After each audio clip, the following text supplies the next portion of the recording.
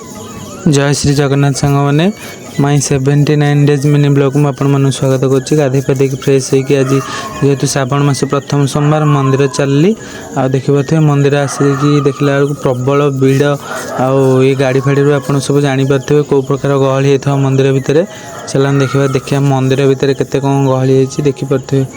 तापर मुझे मंदिर भितर सांग मैंने देखला प्रबल गहली होती आ देखिपे कौ भाया लाइन लगी जेहेतु प्रथम सोमवार आज श्रावण मासर से प्रबल गहली। एबे तो लोक टे कमिगले ना प्रबल गहली होता।